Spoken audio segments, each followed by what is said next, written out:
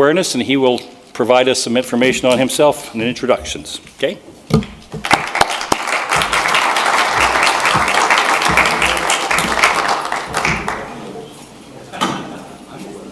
So if we fall asleep during this, is that good? That's a sign you might need to do one of these. All right, let's see. Oh, there it is. So this is my family. I was born in Yankton initially. My dad, mom worked at the hospital over there. Eventually, my dad got a new job. We moved to Aberdeen, went to high school there, spent 10, 11 years down here in undergrad and med school, met my wife. We ended up out in Rapid for 3 and then Aberdeen for about 11 years total, and then came back here now because she wanted to be closer to family. She is a Jensen, so Mary Ellen and Ellis are her grandparents. Everybody knows them and Rusty. So the rest of the family, don't ask me. I can't keep track of all of them. There's too many. But I got 3 daughters. Ivy's my oldest one. Emma's my middle child. Hazel's my youngest. They highly enjoy it here. They've settled in well and are already all over town doing stuff and making mischief. So if you see them doing something, go ahead and yell at them. Not a problem. All right. Sleep disorders. They call it sleep disordered breathing. That is a general term that includes pretty much any breathing issue that can happen during the night. The main one we're going to focus on is obstructive airway disease. This is the range you can see. So not everybody that snores has sleep apnea, and not everybody that has sleep apnea snores. So that's a big thing people always come in, and I think that's the main question. But more important things to look at, we talk, if you're driving down the road, do you fall asleep while you're driving? If you're sitting there watching a movie, would you fall asleep watching the movie? If you're reading the newspaper, can you fall asleep? Those are big indicators that you might have something going on with your sleep that's preventing you from getting a good restful night's sleep. These are the different types that we're going to kind of focus on. Obstructive sleep apnea, it's what it sounds like. Something blocks your airway, you don't get good breaths in, and it basically causes you to constantly wake up throughout the night. You feel like you slept all night because you don't fully wake up, but your body wakes up enough to make you start breathing normal until you do it again. And it just becomes this cycle. Central sleep apnea is more rare. That generally is part of the brain doesn't send the signal to breathe while you're sleeping.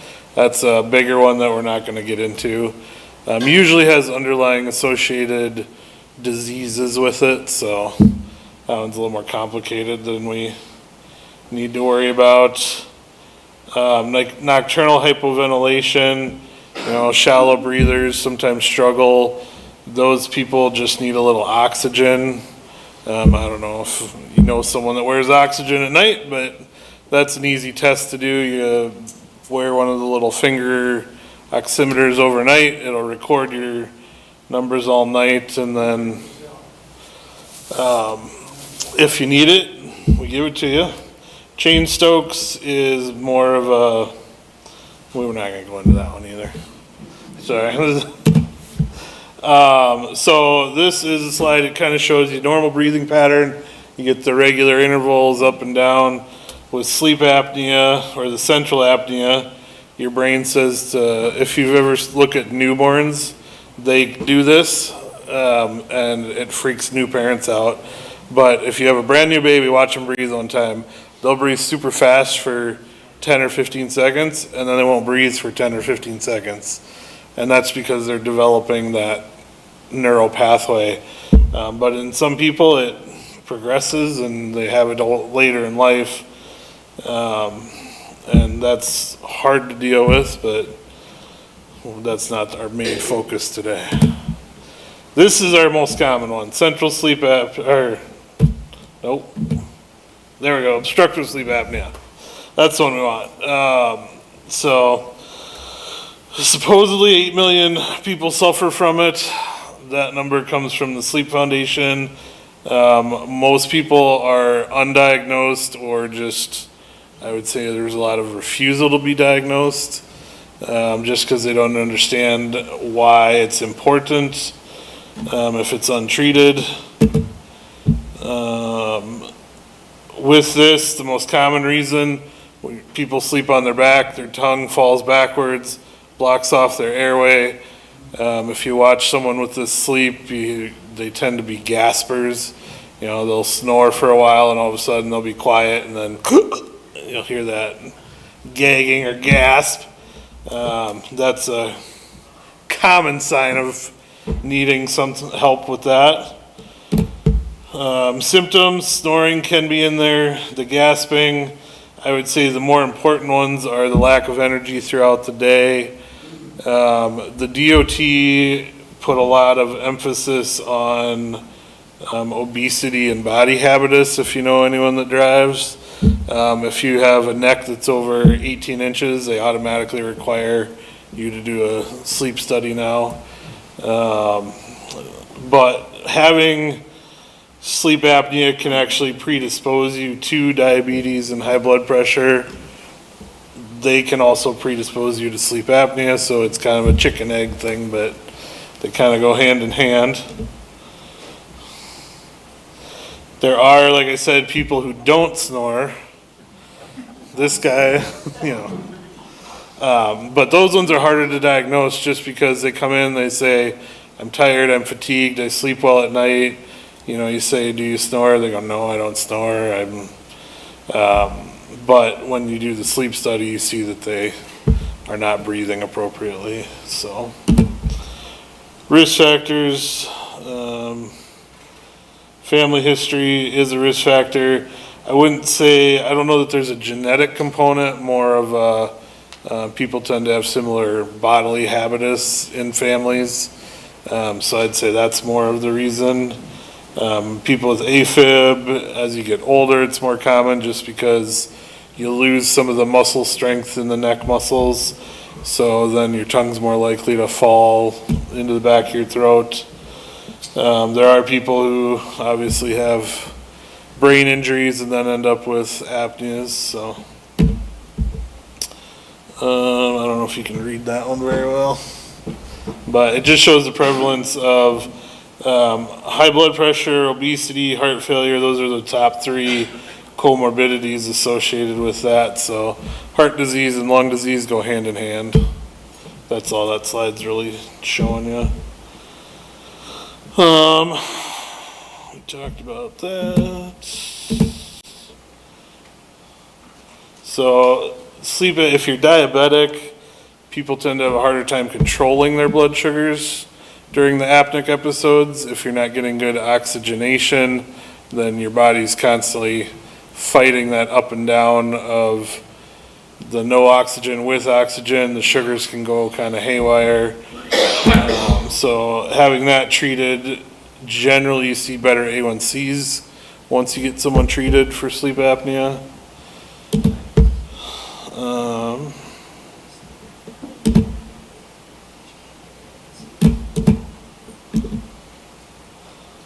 CPAP. So this one's just proving that they have a reduction in the dawn phenomenon. That's that low blood sugar in the morning. So basically, if you put someone on a CPAP, they tend to have better blood sugars. Sorry, it's a long slide, but I shortened it. To diagnose it, so there's multiple ways. Obviously, you want to see your doctor. Talk to them about your signs, symptoms, your history. A lot of times they'll go through the whole thing with you. Different ways that you can kind of diagnose it. If your doctor thinks you need it, they'll send you to do one of these tests listed here. Most commonly, we start with the home sleep test. If that is mild, then a lot of times you can get away with automated CPAP that'll automatically adjust pressures for you. You don't even need to do a more in-depth study. If you have moderate to severe sleep apnea in the home, then they usually send you for the in-lab study, and that'll actually measure the pressures that work best for you, and then set the machines for that. Split night, so if you come in and you're having major symptoms and you tell me that, I'm probably going to set you up for a split night right away. That one, they actually have you start sleeping without it and see how bad you are, and then because we suspect you're going to be really bad, they then put the machine on you in the second half of the test and actually calculate numbers. So it's a way to save you from having to do 2 different tests potentially. And then some people then, once you treat their apnea, they then have oxygen saturation troubles just because they don't perfuse well. So then there's a whole nother test where then you go back in and they measure your oxygen while you're on the CPAP, and some people end up with all of it. Ways you can kind of, for the younger generation, a lot of them are wearing the Oura Ring. I don't know if you've seen commercials for that. It'll measure heart rate and blood pressure. It'll track your sleep at night. It can give you an indication if you're having issues. The Fitbits will do that nowadays. Most of the smartwatches will track that. Even having the phone next to your bed at night, if you want it to, it'll record your breathing patterns and tell you if it thinks you're having troubles. I'm not familiar with that, so don't ask me how to do it, but your grandkids maybe know better. I don't know. Let's see. Treatment generally is the CPAP machine, which everyone's heard of. The newest machines are very nice. They all have an included water reservoir with it. They heat the water. That way you get moisturized air so you don't dry out. If you dry out, you tend to have bloody noses, stuff like that. The machines are actually very quiet from what they used to be. They have hundreds of different headgears and nose masks.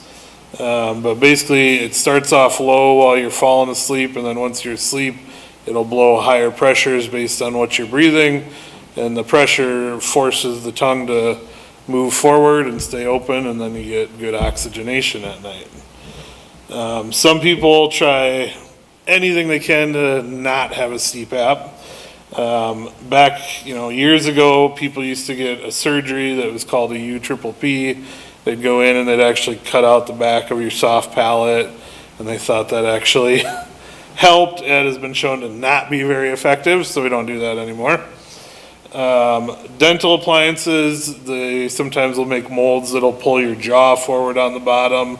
Some people find them helpful. A lot of people end up chewing through them or find them uncomfortable, but it's an option. The newest one that everyone asks about is the Inspire device. I don't know if you guys have heard of that one or not, but basically it's kind of like a pacemaker. You get a little battery pack up here.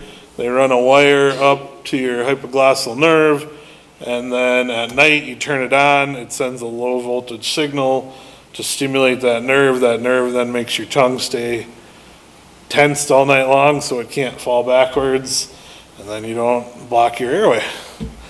That one, it's kind of a detailed process. If someone wants to do it, they have to go through all these steps listed.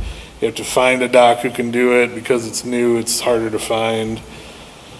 But that's what it looks like if you're wondering. The worst part of that whole thing is the tunneling of the wire up here. Potential side effects. I had a guy who lost his remote and it got stuck on, so his tongue was stuck like this.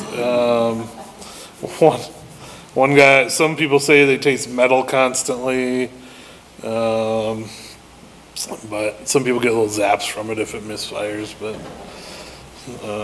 it's interesting. If you watch, they're trying to figure out a way to make more portable ones that you just stick here and take on and off at night that would do the same thing.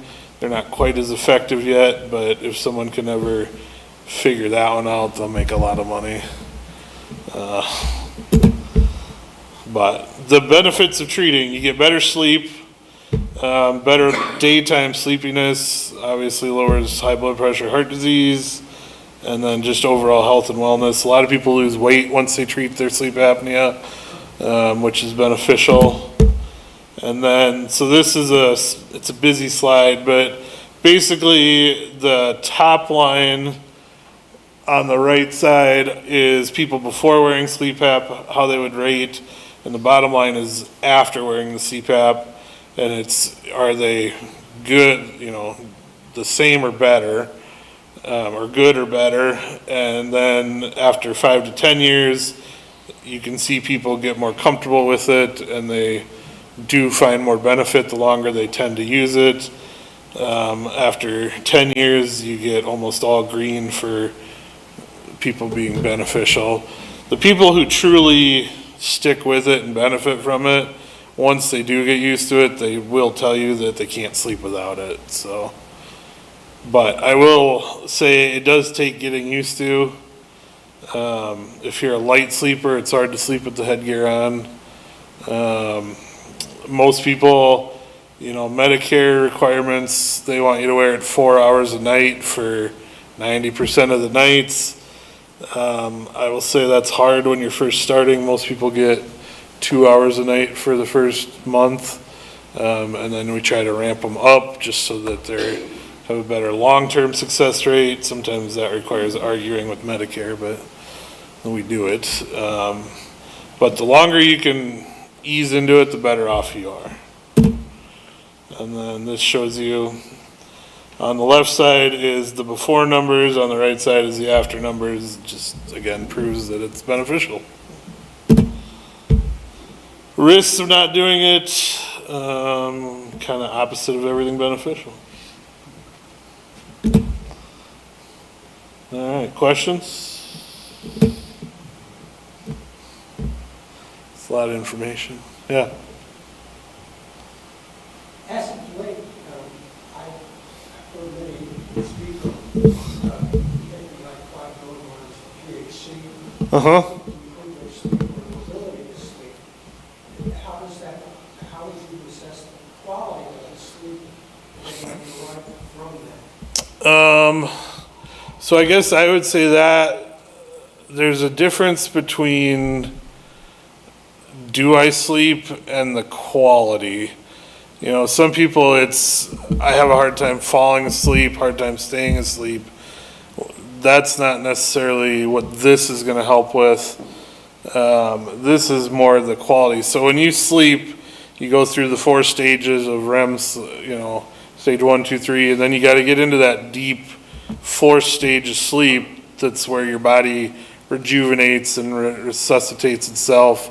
And with sleep apnea, no one ever gets past the 2nd stage, and that's why they have all these issues. So, with the supplements, I guess I'm not super familiar with that one, but it would depend on if you're taking it more as a getting to sleep med or as a trying to get to that restful level. I'm not sure how that one works, honestly. So, That's another question. I've never asked patients if they remember going to sleep. I have. Most people don't. Yeah, because I do. Yeah. Most people feel that they're not sleeping as long as they are because they don't remember falling asleep. They'll look at the clock and it's 10 o'clock.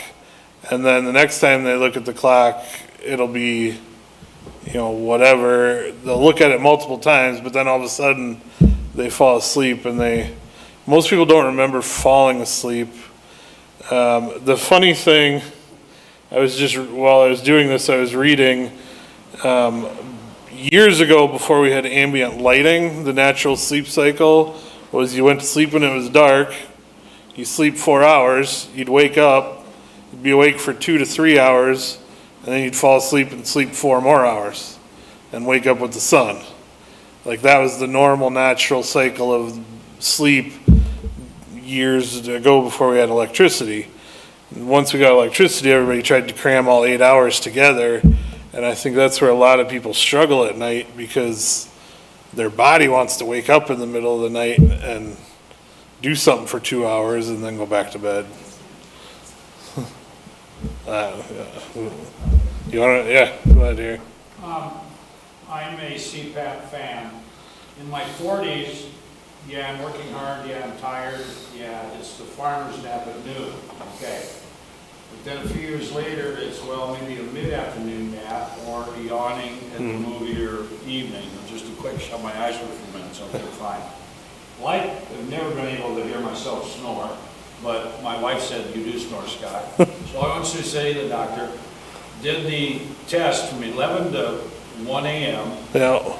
That set the baseline, then they put the machine on me, and I was better. I was off the charts, bad sleep apnea. Yeah. I have the triangle mask. I've tried the nose only, but it's confusing because it feels like a choking, or your mouth has to be shut for the nose to move. Yeah, if you're a mouth breather, All those other side things. I love my CPAP mask. Triangle fits over. So, after a few years, I'm having these morning marks because the mask is tight. My friend's is terrible tight. Just take some Kleenex and pad here for where the mask goes, and you get to stay handsome and young. Anyway, and it's computer programmed for me. It won't work for you or you. Get your own diagnosis and program. And I go to sleep quickly, and I can't remember falling asleep. I wake up refreshed and go. Night and day difference between these things. So we've got something good going there. Thanks. yeah. So I have a question, I mean, for everybody, whether you have sleep apnea or not, you know, there's certain things like you shouldn't eat so many hours, drink whatever, screen time. So does all of that go into the diagnosis as well? Like, do you kind of, do you ask those questions? Yes and no. I mean, that gets more into sleep health.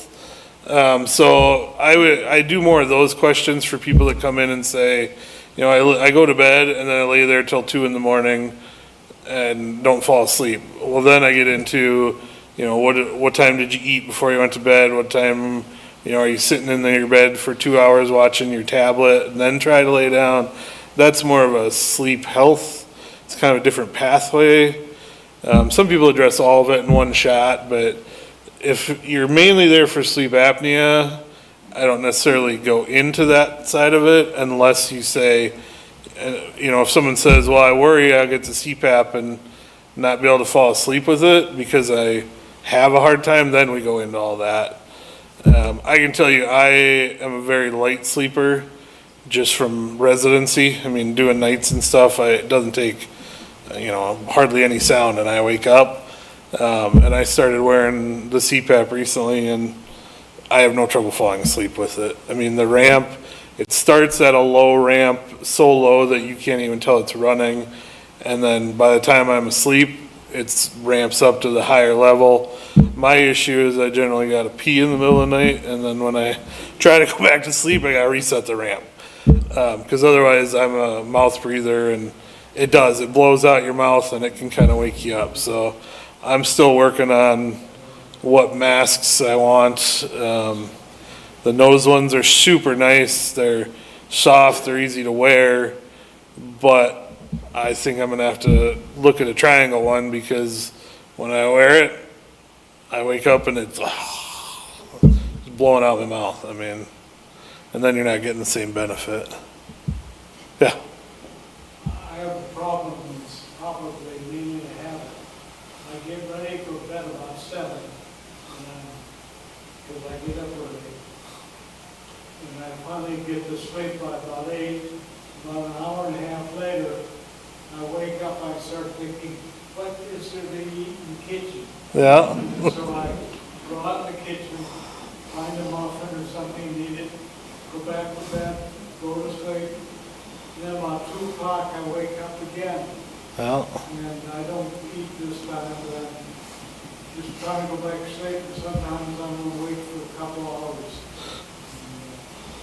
It's almost every night like that. yeah, I think you're reverting into that natural sleep status where, you know, you eat and then you get to 4 hours and then your body wants to be up for 2 and then go back to sleep. And I mean, Last time I was awake from 3 to 5 Yeah. And I fell asleep, and then, of course, a little after 6, the dog's pawing at me like that. So I take her out, Yep. and then I go back to bed. Yep. That's hard to fix. I mean, there's meds, but you're better off just getting up and doing something for an hour and then going back to bed. It's more productive, I think. Walk up and down the hall with my walker, Yeah. get tired. So how did you get into this specialty in your training? I don't know. We just deal a lot with it. I mean, I think everybody does a lot of sleep med. We don't actually. So there's sleep med docs in Sioux Falls that actually read the reports. I can read them, but in a general overview, and I was in Aberdeen before. We didn't have any of that up there, so we just kind of did all our own stuff. Up there, I did CPAPs. I mean, we did a lot of diabetic pumps and all that too, but you just get used to it after a while. I mean, you do enough of it, and the napkins, I've not heard that. I've had people, they get little like wool liners they do. I mean, there's different things. Some people have a hard time keeping the masks on their head, and you can get full headgear to hold it in place. The newest ones are nice because they attach up here usually, and then it doesn't mess so much with you twisting and turning, but yeah. Yes. Do we do any in-house sleep studies? We do, I believe. Yeah. We do them here. I think they're done on the floor, right? They used to be downstairs, but now they're on the main floor. I've seen people in there at night. I was like, what's going on? So, Do most people do them at home? I would say anyone with private insurance is going to do a home test first. Anyone with Medicare, I think it's usually in hospital right away. So if it's at home, there's like a machine that you take home with Yep. you, hook up to, and then Yep. someone reads it? Yep, you just take it home and they should tell you how to hook it onto you, and then you just go to sleep, and then you turn it in and it runs the report and prints it all out. So it's pretty simple. The home test, I think, it's been a couple years, but last time I asked pricing, the home test is like $600. The in-hospital test is like $5,000. The split night's like 6 or 7 maybe. I mean, they get more expensive as you go. If anyone ever says, I think I might have sleep apnea, but I don't want to pay all that money, a cheap option I've done before is have them do the overnight oximetry, where they just wear the little thing on their finger. That can actually pick up a sleep apnea pattern sometimes, and then you have more reason to say, hey, you really need this. So I've done that for people in the past. Yeah. I shouldn't probably tell you this, but one of the best things I ever got was a urinal. Because I get up 2-3 times a night and watch the bathroom, and, all in there. Well, a lot of guys have those, definitely. I do know that. Sometimes it takes so, Yeah. More questions?